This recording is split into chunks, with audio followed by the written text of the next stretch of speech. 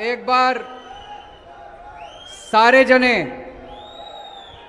मुट्ठी बंद करके, हाथ ऊपर करके और पूरे जोश से बोलेंगे, भारत माता की, भारत माता की, इनकलाब, इनकलाब, वंदे वंदे। आज इतनी भारी संख्या में आए हुए मेरे सभी भाइयों बहनों, माताओं, बुजुर्गों, चाचे, ताऊ, मामे, नाना, नानी, दादा, दादी, आप सब लोगों को मेरा नमस्कार, सबको मेरा प्रणाम।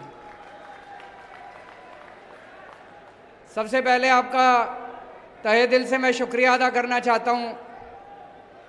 इतनी धूप में आप लोग इतने भारी संख्या में अपने अपने घर से दूर दूर से आए हो, हमारी बात सुनने के लिए, हमसे बात करने के लिए। मैं दिल से आपका बहुत बहुत आभारी हूं। और आज आदमपुर आके तो बहुत अच्छा लग रहा है। आदमपुर में बहुत रिश्तेदारियां हमारी।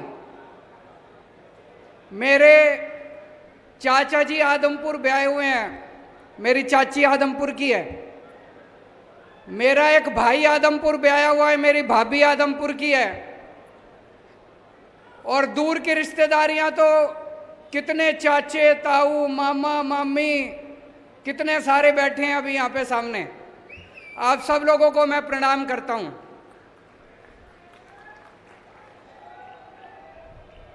जब मैं हिसार में 9वीं क्लास में पढ़ा करता था, 9वीं 10वीं मैंने कैंपस स्कूल से करी, फिर 11वीं 12वीं डीएन कॉलेज से करी। उस टाइम छोटा सा बच्चा था, शर्मीला, पढ़ाई में अच्छा था, फर्स्ट आया करता था। और 11वीं 12वीं में पूरे हरियाणा में कुरुक्षेत्र यूनिवर्सिटी में 6ठी पोजीशन आई थी मेरी, 11वीं में भी 12वीं में भी। उस टाइम जिंदगी में नहीं सोचा था कभी राजनीति में जाएंगे। उस टाइम कभी दूर दूर तक सपने में नहीं आया था कि किसी दिन भगवान इस पोजीशन पे ही इधर पहुंचा देगा। लेकिन भगवान की अपनी माया है जी। जिंदगी का क्या पता चलता है, भगवान कहीं भी ले जाता है जिंदगी को। फिर मैं हरियाणा से आईआईटी गया इंजीनियरिंग करके, फिर दिल्ली मेरी कर्म भूमि बनी। आज यहाँ पे मेरे इतने रिश्तेदार बैठे हैं, इतने दोस्त बैठे हैं, भाई भतीजे बैठे हैं। एक ही बात कहना चाहूंगा, मैं जहां भी गया हरियाणा से, आपका सिर झुकने नहीं दिया मैंने। हरियाणा का सिर ऊपर रखा। दिल्ली में आज जितने काम कर रहा हूं मैं, दिल्ली के इतने स्कूल ठीक कर दिए, स्कूल शानदार कर दिए। सुना आपने दिल्ली के स्कूल अच्छे हो गए? दिल्ली के स्कूल इतने अच्छे कर दिए, सारे कहते हैं हरियाणा का छोरा है। दिल्ली के स्कूल हमने इतने शानदार कर दिए, इसकी चर्चा पूरी दुनिया में हो रही है, पूरी दुनिया में। 2 साल पहले अमेरिका के राष्ट्रपति दिल्ली आए। उस टाइम, अभी तो जो बिडेन है, उस टाइम डोनाल्ड ट्रंप होते थे राष्ट्रपति। अपनी धर्मपत्नी के साथ आए थे, मिलेनिया ट्रंप। जब वो दिल्ली आए, मिलेनिया ट्रंप बोली, भाई मैंने केजरीवाल के स्कूल के बारे में बहुत सुना, मैं केजरीवाल का स्कूल देखने जाऊंगी। बड़ी बात है भाई साहब, है कि नहीं है? बोली, मैंने केजरीवाल के स्कूल के बारे में सुना है, मैं केजरीवाल का स्कूल देखने जाऊंगी। मोदी जी ने बहुत समझाया, बहन मान जा, जिद ना कर, तेरे को मैं दूसरे स्कूल दिखा देता हूं, केंद्र सरकार के दिखा देता हूं, दूसरे राज्य सरकारों के दिखा देता हूं, लेकिन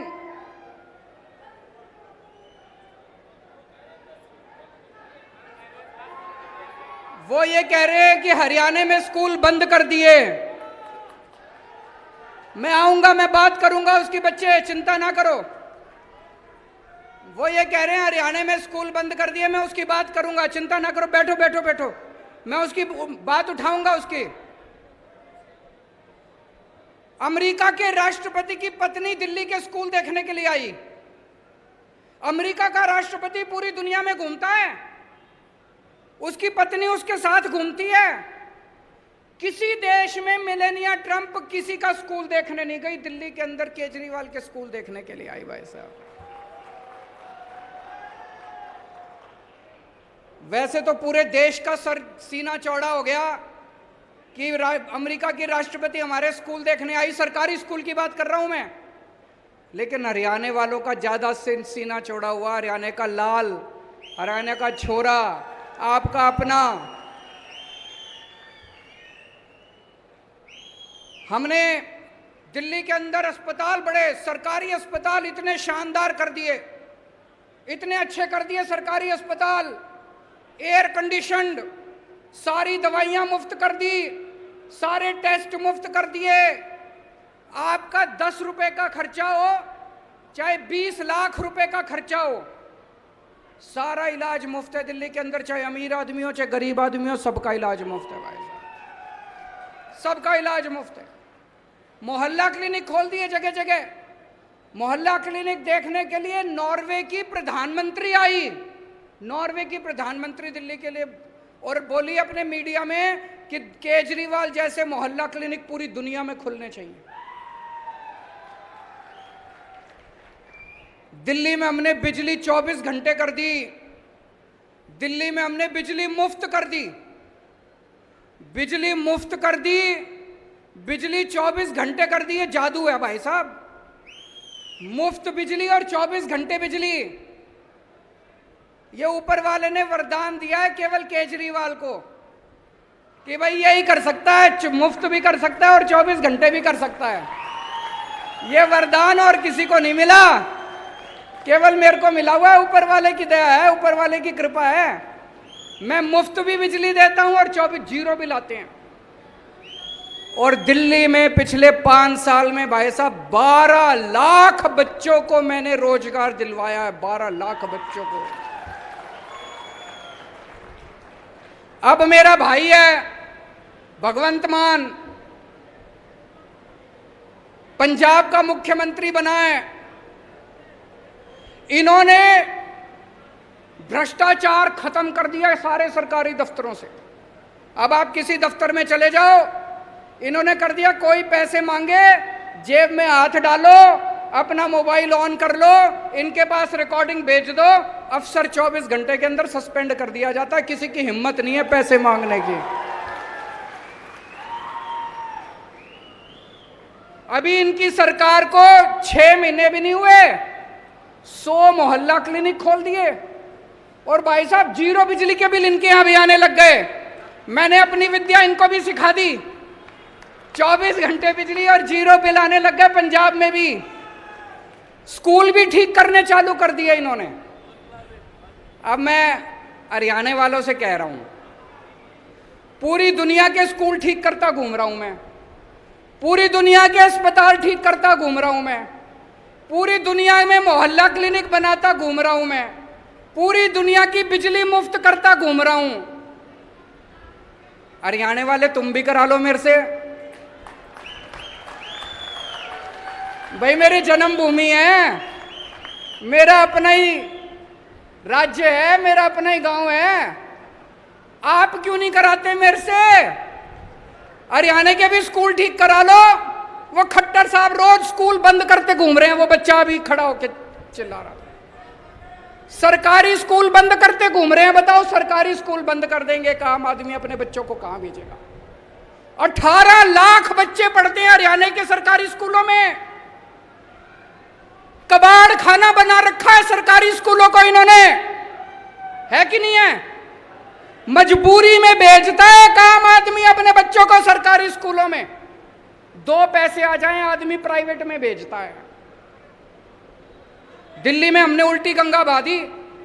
दिल्ली में भाई साहब पिछले 2 साल में 3 साल में 4 लाख बच्चों ने अपने नाम प्राइवेट से कटवा के सरकारी स्कूल में करवाए हैं। बड़ी बात है। अब अमीर लोग भी अपने बच्चों को प्राइवेट स्कूल से नाम कटा कटा के सरकारी स्कूल में करा रहे हैं दिल्ली के अंदर। हरियाणा में भी करा लो यार मेरे से, ये मैं कर दूंगा हरियाणा में भी। हरियाणा के स्कूल भी ठीक कर दूंगा, करने आते हैं मेरे को। हरियाणा के स्कूल ठीक करा लो। प्राइवेट स्कूलों को ठीक कर दिया मैंने दिल्ली में। पहले हर साल फीस बढ़ा दिया करते थे, अनाप शनाप, development fund, picnic fund, library fund, फलाना फंड, ढिमका फंड, सारे फंड बंद कर दिए। हमने कहा खबरदार कोई फीस बढ़ाएगा तो। सारे स्कूलों की ऑडिट करा दी प्राइवेट वालों की, चुप हो गए सारे, घर जाके बैठ गए। थोड़ा सा हरियाणा के लिए भी मेरे से काम करा लो यार, आपका ही छोरा हूं। पूरे मेरे पास अभी मुख्यमंत्री के तौर पे दिल्ली में सरकारी स्कूलों में एडमिशन देने के लिए सिफारिश करने के लिए ये बता रहे हैं कि इनके पास सिफारिशें आती है। भगवंत जी कह रहे हैं कि दिल्ली के सरकारी स्कूल में एडमिशन करा दो जी, प्राइवेट स्कूल में एडमिशन कराने की सिफारिश नहीं आती, दिल्ली के सरकारी स्कूलों में एडमिशन कराने की सिफारिश आती है। अपने को सरकारी स्कूल बहुत बढ़ाने हैं, बंद नहीं करने हैं, और उनको शानदार बनाना है। ये बंद कर देते हैं, कहते हैं जी बच्चे कम हो गए। बच्चे कम क्यों हो गए? तुमने बेड़ा गर्क कर दिया, टीचर है नहीं, बेड़ा गर्क कर रखा है सरकारी स्कूलों का, कौन भेजेगा अपने बच्चों को? आज शानदार बना दो सरकारी स्कूलों को, देखो जनता भेजनी चालू करेगी। स्कूल ठीक करने हैं, शिक्षा ठीक करनी है, अस्पताल ठीक करने हैं। दिल्ली में जैसे मैंने अस्पताल ठीक कर दिए, भगवंत मान जी ने मोहल्ला क्लिनिक बना दिए। ये मोहल्ला क्लिनिक हरियाणा वाले तुम भी बनवा लो मेरे से, मेरे को आते हैं बनाने हैं। बिजली मुफ्त चाहिए नहीं चाहिए? किस किस को चाहिए हाथ खड़े करके बता दो। ये कैमरे वाले दिखा दो जरा सी। सारों ने सबको मुफ्त बिजली चाहिए। कहते हैं केजरीवाल फ्री की रेवड़ी बांट रहा है। ये एक एक मंत्री, इनका एक एक मंत्री को 4-4 हजार यूनिट बिजली मुफ्त मिलती है हर महीने। वो फ्री की रेवड़ी नहीं है। केजरीवाल ने 300 यूनिट मुफ्त दे दी लोगों को, कहते हैं फ्री की रेवड़ी बांट रहा है। अरे पैसे चोरी तो नहीं कर रहा मैं, स्विस बैंक में तो नहीं ले जा रहा, जनता में ही बांट रहा हूं। जनता की सीस मिलती है। करोड़ों लोगों का मुफ्त इलाज कर दिया मैंने दिल्ली में। मेरे पास क्या है जी, फक्कड़ आदमी हूं, मेरे पास कुछ नहीं है, ना मेरे बैंक अकाउंट में पैसा, ना हमारी इन्होंने सीबीआई भी भेज ली, ईडी भी भेज ली, कुछ नहीं मिला। मेरे पास कुछ नहीं है, बस जनता की दुआएं हैं, जनता का आशीर्वाद है। जो करोड़ों लोगों का इलाज कराया, जिन लाखों लोगों के बच्चों को हमने अच्छी शिक्षा दी, उनका आशीर्वाद है हमारे साथ। तो दोस्तों 2 साल बाद हरियाणा का चुनाव है। एक मौका अपने लाल को दे के देख लो, एक मौका केजरीवाल को, एक मौका दे दो। हरियाणा को ना बदल दूं तो मेरे को लात मार के हरियाणा से बाहर फेंक देना, दोबारा हरियाणा में नहीं आऊंगा। मंजूर है? 2 साल बाद चुनाव है, लेकिन उसका ट्रेलर अभी है, उसका ट्रेलर अभी है। हम आदमपुर में बैठे हैं। आदमपुर का चुनाव 3-4 महीने बाद है। अभी जो आपका मौजूदा विधायक है, मेरे को बताया गया 1998 से 24 साल से विधायक है वो। उसने कुछ अच्छा काम करा हो तो उसको वोट दे देना, और नहीं करा हो तो इस बार बदलाव लाना, इस बार अपने को चेंज लाना, परिवर्तन लाना है। 2019 में हम पंजाब में 1 सीट जीते थे, भगवंत मान जी जीते थे, संगरूर से 1 सांसद बने थे 2019 में। 2022 में हमारी सरकार बन गई पंजाब के अंदर। आज 2022 में आदमपुर की सीट जिता दो, आपको यकीन दिला रहा हूं 2024 के अंदर आम आदमी पार्टी की सरकार हरियाणा के अंदर बननी है। एक टाइम था जब आदमपुर की टोर होती थी पूरे हरियाणा के अंदर, चौधराहट थी कि नहीं थी? आदमपुर की चौधराहट होती थी पूरे हरियाणा में, नाम था आदमपुर का। कहां गई टोर? इस बार आम आदमी पार्टी को जिता दो, पूरे देश में, चेन्नई में, वेस्ट बंगाल में, असम में, केरला में चर्चे हो जाएंगे आदमपुर में केजरीवाल की पार्टी जीत गई। आदमपुर में सारी दुनिया जान जाएगी नक्शे पे आदमपुर भी है, सारी दुनिया जान जाएगी, चौधराहट वापस आ जाएगी और आदमपुर गेट होगा। उस गेट के जरिए आम आदमी पार्टी हरियाणा के अंदर 2024 में सरकार बनाएगी। और आज मैं इस मंच से खासकर जितने मेरे युवा बच्चे हैं, युवा भाई हैं, युवा बहनें हैं, उनको अपील करना चाहता हूं, आपको लगना पड़ेगा। नई राजनीति लेके आनी है, ये पुरानी राजनीति खत्म करनी है। इन लोगों ने लूट लिया अपने को, सारी पार्टियों ने मिलके, ये चाहे ये पार्टी हो चाहे वो पार्टी हो, अपने घर भरने के सिवा इन्होंने कुछ नहीं करा। आम आदमी पार्टी नई पार्टी है, नए चेहरे हैं, नई ऊर्जा है, नए विचार हैं। नए विचार लेके आओ, नया हरियाणा बनाएंगे सारे जने मिलकर।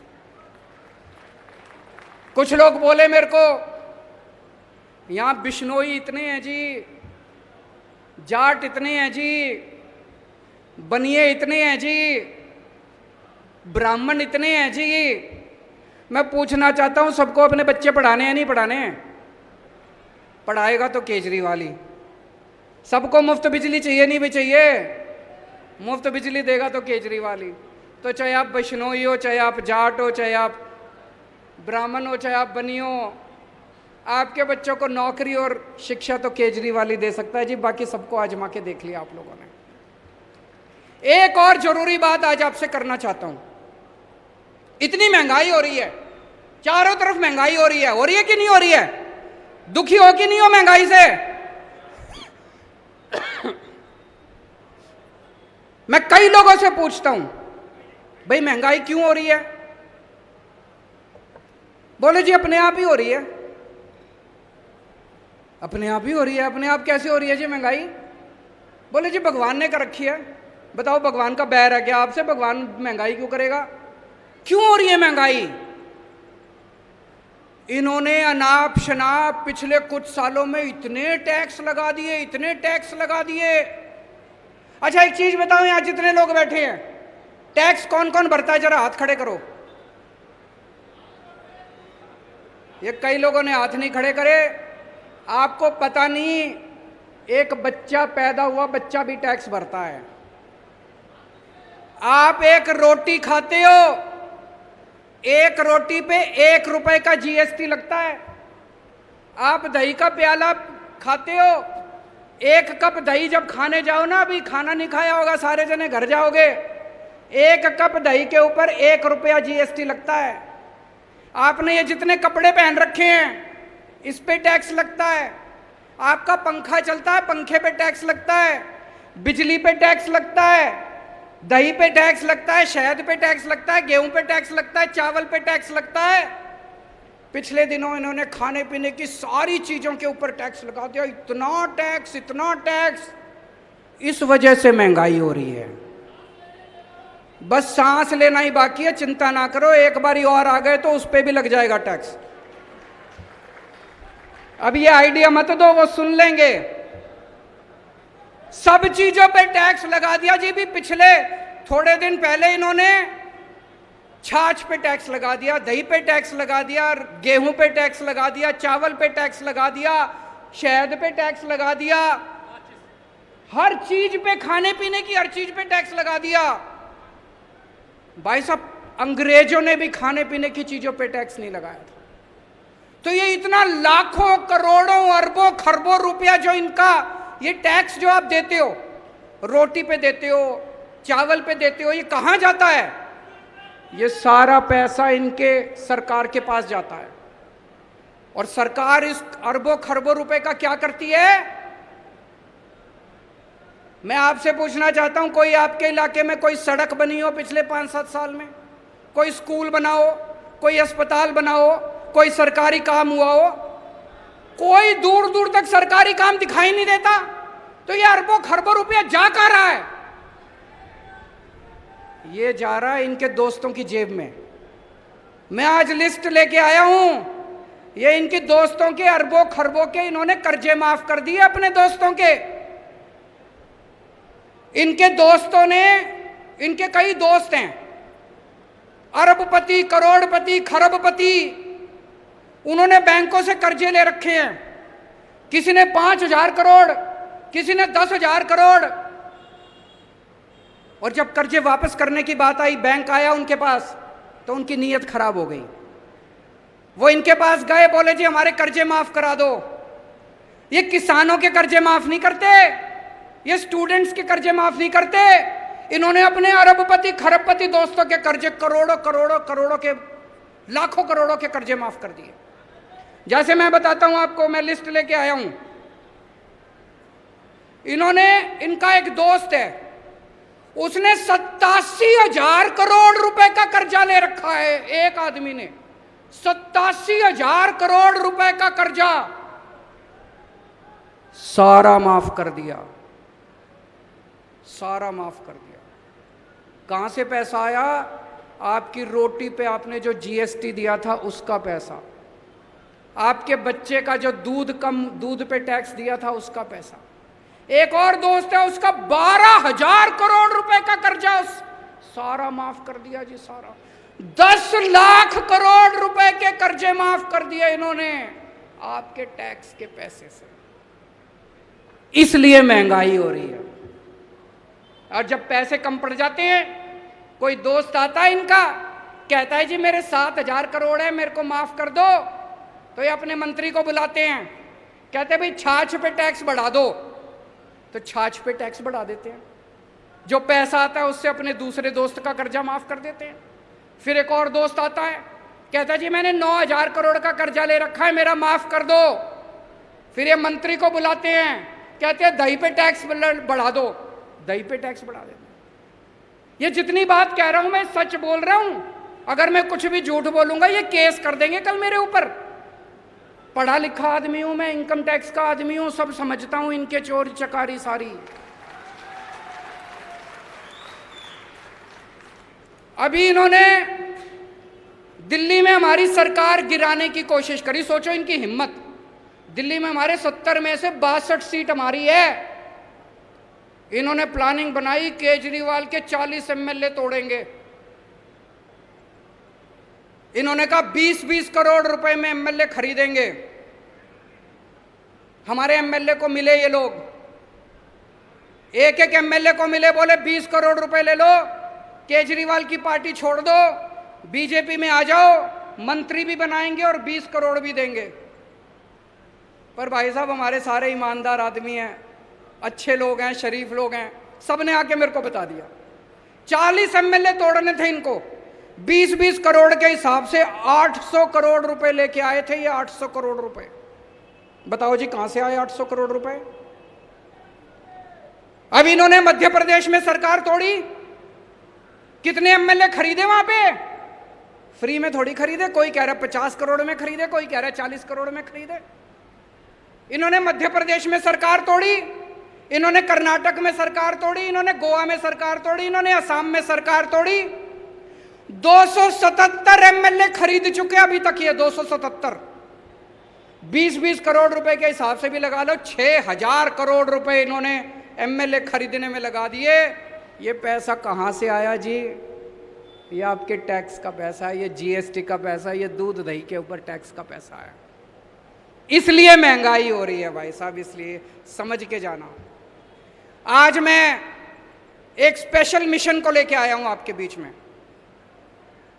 देश को आजाद हुए 75 साल हो गए। 75 साल कम नहीं होते। इन 75 सालों में कितने देश हमसे आगे निकल गए, कितने देश हमसे आगे निकल गए। सवाल उठता है हम पीछे क्यों रह गए? हम किसी से कम थोड़ी हैं भाई साहब। मैं हमेशा कहता हूं ऊपर वाले ने जब इंसान बनाया पृथ्वी के ऊपर, सबसे इंटेलिजेंट लोग ऊपर वाले ने इंडिया में बनाए थे, भारत में बनाए थे सबसे इंटेलिजेंट लोग। फिर हम पीछे क्यों रह गए? हमारा देश गरीब क्यों रह गया? हमारे बच्चों को अच्छी शिक्षा क्यों नहीं मिलती? हमारे लोग अनपढ़ क्यों रह गए? ये प्रश्न उठता है। हमारे पास किस चीज की कमी है? भगवान ने, ऊपर वाले ने भारत को सब कुछ दिया है, नदियां दी है, पहाड़ दिए हैं, खनिज पदार्थ दिए हैं, फसलें दी हैं, जड़ी बूटियां दी हैं, समुद्र दिया है, सब कुछ दिया है, फिर हम पीछे क्यों रह गए?